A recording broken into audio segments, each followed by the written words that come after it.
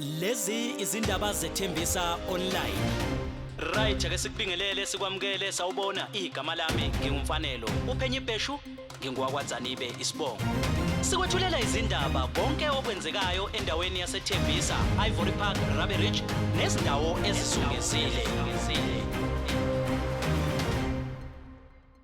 Sikwethulela umbiko lapho sithi khona Ungqongqoshe womnyango wezempilo esifundazweni saseGauteng umhlonishwakazi uFaith Mazibuko uhambele isibhedlela saseThembisa ukuzama ukuqinisekisa ukuthi ngaphansi kwesiqubulo salesi sifundazwe esithi ke imbizo Wednesdays okuyilapho ke ongqongqoshe abahlukahlukene bayaye behambele ke indawo nemphakathi nje ngokuhlukahlukene.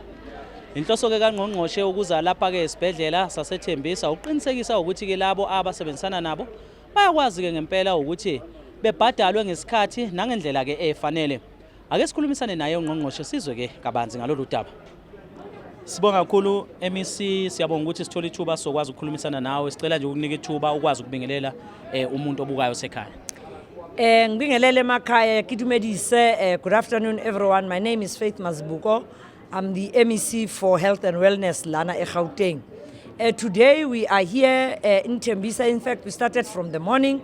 Every Wednesday we go out to various communities, but what has been most our problems is that service providers have not been paid in this department.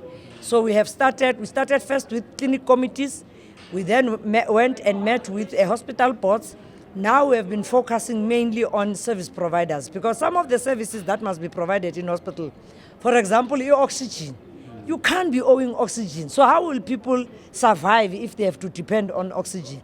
So we then started meeting with various service providers, but now, today as we're here in Thembisa, most of the challenges that we now pick up here is that service providers are not being paid, and they're not paid because they don't have POs. Now, why are they not having POs is because they will have delivered their stock, or sometimes even the stock expire and expire, it has not been utilized because there are certain things that have not been done. For example, the creation of a PO, or the GRV, what is goods received invoice, that will goods received voucher, that will then confirm that a person has delivered that good. So someone is not doing their work here. And even those that will have been used in theaters, because some of the doctors actually, they order direct from service providers, which also creates a problem.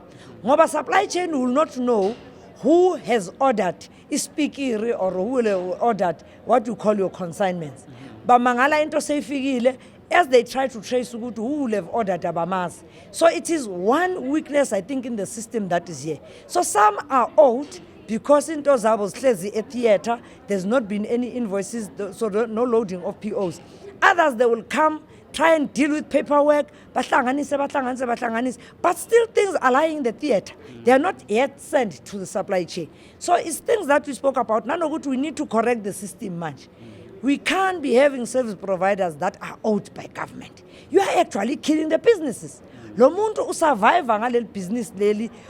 Tina Hulumeni will have called and said, we want local people to come in on board and come and supply. But then it becomes the very institution that does not pay these suppliers. It means they are killing businesses. They are not paying SARS. They can't go and replenish their stock over and above. This hospital is not paying. So it's things that was nipping the bud. If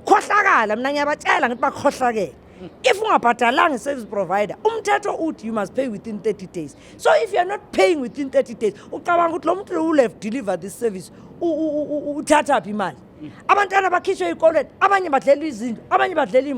People are owed millions and millions of rand. But hi, EPO, hi, GRV. Kushota nje kancane ukuthi ngibabambe ngibayeke kodwa ngifikanga lapha vele ngabakhuza nje ngathi yazi ukuthini sizoxabana. Don't do this to our local service providers. Others i-collectors phuma kudala. Can you imagine umuntu onesikotsa ka 2022 mara every day uqiqa indlela uzalana in the hospital. It's as if bampromise sizolungisa kusho ukuthi nje badlala black mampatile. So uhulumeni sizimisele to pay our service providers within the stipulated time. Theirs is to assist us uma ngabe uqeda deliver lawo magudi thola kahle iPO yakho mara kube ukuthi nesibhedlela will have done iRLSO. So we need to sort out our system. Ithembisa manje ihleze indabeni ngegama elibi. So we're trying to correct even the image yalana ukuthi imali zantshontshwa lana kwenzakalani kwenza. So sithemba ukuthi working going together sisebenzisana sonke kuzolunga la. We also call upon umphakathi uma ngabe babona into wrong la isibhedlela like kungcolile akushanyelwanga and standing in long queues, they must also not keep quiet because it means bona as patients that come here, our responsibility is to ensure that they get that service. So we wish to call upon them. Nanoma ubona ukhula la eJardini ungathuluthi tu usho ukuthi yazi bengihambe endaweni ethize lapha eJardini ngibona ukhula ukuthi ngoba khona abantu abaqashiwe to deal with this. Why umuntu angenza umsebenzi wakhe? Abantu baningi lapha mina ngihlala ngibatshela baningi abantu bayawudinga umsebenzi lapha ngaphandle. Na ungayimiselanga ukusebenza usho uyohlala ekhaya sizothola omunye azokureplace khona la emsebenzini. Ngibonga kakhulu. Mhlambe sibonge kakhulu MEC. Masibheka it looks like everything is normal beside logo okuvela endabeni. Kubonakala ngathi hayi konke kuhamba kahle la esibhedlela ngokweso ke lenyama ngokubuka. Mhlambe wena okutholayo ngaphakathi nanokuthi inqumo eseniyithathile kusuka namhlanje to make sure ukuthi you pay within the 30 days stipulated. How is it going to affect or mhlambe isize nomphakathi ngoma services enwarenderayo? We wish to reassure umphakathi ukuthi all the services will be provided here. Ngeke bashode ngalutho. Naleya section leyana eshile lana esibhedlela nayo izolungiswa so that umuntu bangahlali bahlale casualty isikhathi eside. We've agreed ukuthi sizawuhlangana ngomhla ka-27 ekseni 9 o'clock. Wonke umuntu okweledwayo uze ne-invoice yakho, uze nako konke, siyahlangana lana eholweni ngo-9 o'clock. Ulethe konke okuyimfanelo zakho, silethe head office, siletha nabo balana ngoba sometimes laba ba blame head office blame institution. So akekho omunye ozokhomba omunye avikela iso lakhe ngalelo langa lelo. Nawufika udilwa ngenkinga yakho, iyacheckwa, iyaload ipayment yakho, bakutshela ukuthi expecta ngelanga elithizeni ipayment yakho ukuze zonke izinto zenzakale kahle, including nalo wakhela amatende la eJardini. Khona amatende la ngazi nowabonini. Makeze naye ngoba kuthiwa uthi uyakweleta. Manje angazoyanga azothatha amatende akhe alethi invoice ukuze silungise izinto. Bangathi manje iJardini leli lethu angazi ngathi yini. So ngiyacela ke bonke abayenze umsebenzi lana ethembisa abazazi ukuthi abangaqedi nomsebenzi nabo baze ngaphambili ukuze silungise ubuhlobo bethu la bashiya khona baqedelele sizokwazi ubakhokha kahle ngesikhathi. Ungaboduba ngenxa yokuthi uthi angitholanga ama payments. Ukuduba kwakho awusolve inkinga.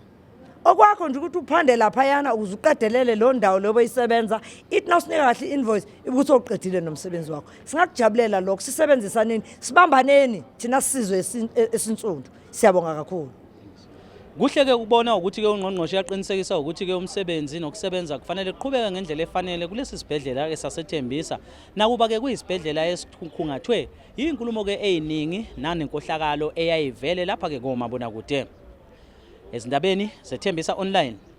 Ngingumfanelo uPhenyi Bheshu wakwaZanibe, ithombe nemsindo siqoshelwe ubanele uBrazo Sondlo ekhona naye ke uSihle wakwangweni.